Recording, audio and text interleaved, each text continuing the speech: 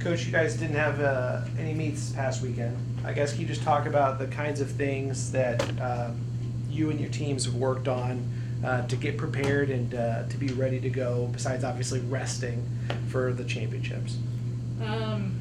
Resting is the biggest one. I think that's the biggest difference maker that we're going to have going into this week is the majority of our squad, at least non-distances, have been competing every single weekend, week in, week out, since late February. So this is going to be, the first time that in their whole, season that they've actually taken a weekend off from travel, from competition. They're feeling a lot more rested. We've been tapering their workouts the past week and a half. So they're starting to feel pretty antsy. They're bouncing around at practice, and they're definitely a lot more energetic and a little bit more aggressive, I'd say. So it's really good to see that they're starting to feel a little bit more fresh, and that they're getting a little bit of that anticipation of not having raced or competed in a while, and they're really hungry for it. So that's a good thing going into a conference championship. Okay, perfect. So tell me about this week's meet then, the championships. So conference championships is kind of one of our biggest meets of the season, obviously, aside from nationals. But definitely the biggest meet that our entire team is going to be at. We have eight men's teams now this year in the conference, and 13 on the women's side.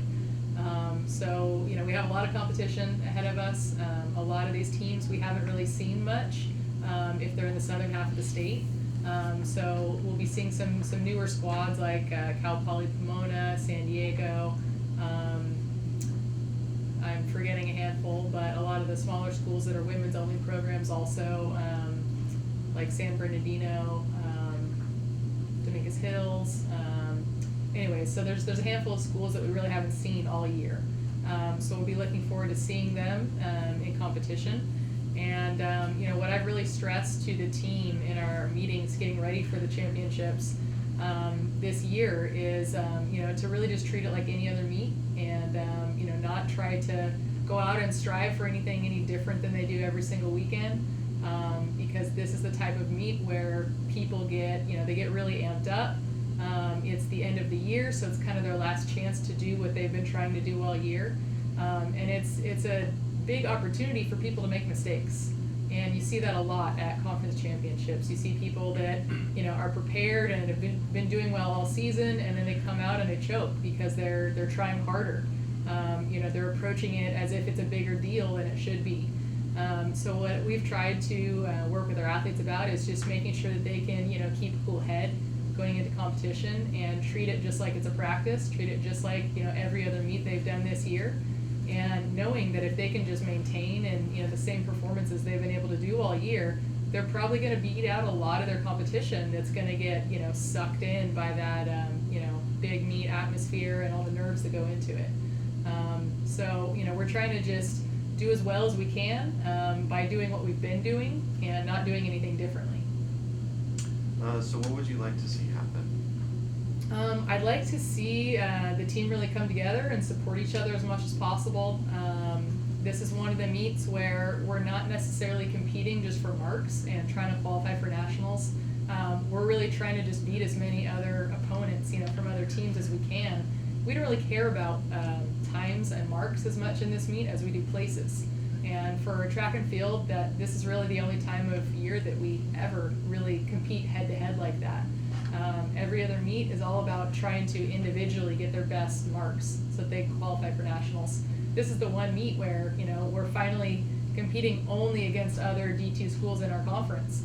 So we're trying to just beat those opponents as much as we can. We're obviously individually trying to come away with as many championship places or podium places as we can.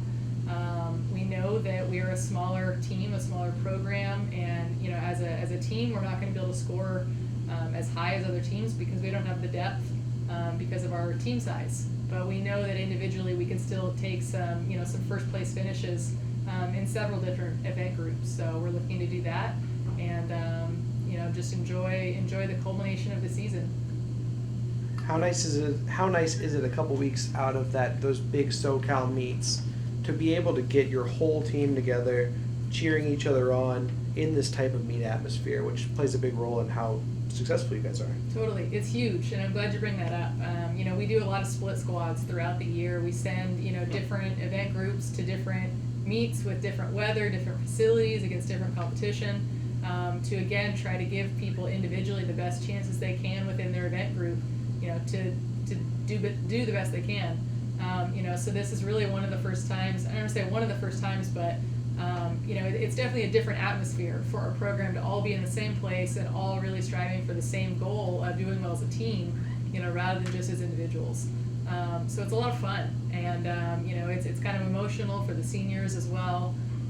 But I'm really looking forward to it. It's a big 3-day meet, starting on Thursday with finals for running event or prelims on Friday, and then finals on Saturday.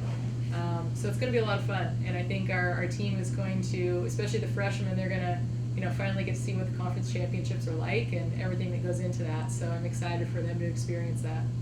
Can you talk about what the weather expectations are for this weekend? I heard that it might be heating up down there in Turlock, where they're hosting the meet. Yeah, so it's supposed to be pretty warm. It's supposed to be low to mid 80s throughout the 3 days, low to high 80s.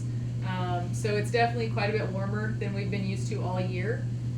Usually by this time of season, we would have hit some meets with considerably warmer weather. We really haven't run into that much this year. It's been pretty cool all year, even down in Davis and down in LA. We had pretty cool temperatures. So this will be a little bit of a change for us. There's not a whole lot we can do to prepare for the heat, other than to just hydrate and know that that's coming, and make sure that when we get there, we stay in the shade when we're not competing. We support our team as best we can, while also taking care of ourselves and making sure that we're not exposing ourselves to the conditions too much. One last question for you, Coach. Who on your team are you targeting as someone who can go ahead and maybe set a new provisional mark or better a provisional mark for nationals? Yeah, so there's a handful of athletes, starting with the distance side. Annie Roberts is going to be running the 10K. That's definitely one of the athletes. I think right now she's ranked about 20th in the country in both the 5 and the 10K, I believe. So she's really trying to improve her time and just drop her mark a little bit and try to hold on to that ranking and hopefully drop down a few more spots. Also, Braylee Vandenboom, last I checked, she's still ranked 9th in the country. So as of right now, she's still in a pretty solid spot, with conference championships this weekend and then last chance next weekend. There's still 2 more weekends that other teams across the country can put up big marks. So we're always hoping that she can better her mark a little bit. I think if she can improve on her personal best by 1 centimeter, she'll guarantee her spot. So we're hoping for that. If she doesn't, get that 1 extra centimeter, she still has a very good chance of making it to nationals. So we'll just have to kind of wait, through the next couple weeks and find out. Then on the throw side, we've got a few throwers that are have been knocking on that door all year. Lily Bankus is trying to hit that mark in the shot put. Janelle Paulo and Brianna Simon in the hammer.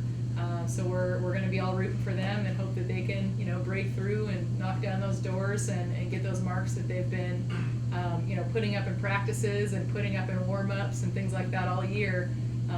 It just takes one throw for them to hit it. So I think that's the majority of the ladies that we're looking at and trying to qualify or better their chances of qualifying. Over on the men's side, Braden Leach is still one of the leaders in the nation in the 800 meter, but of course he's trying to better his mark as well, and trying to solidify his spot, because we know these last couple weeks are when a lot of teams put up big marks. So Braden Leach, Dustin Solomon in the steeple. Who am I forgetting? Adam Grimmett is also on the provisional list in the steeple. I think he'd have to hit a pretty big PR to really get a chance of making it to nationals. But it's all within his range too, so we'll see what happens there. He should have pretty good competition this weekend. And I hope I didn't forget anybody, but I probably did. Thank you, Coach. All right, No thank problem. you.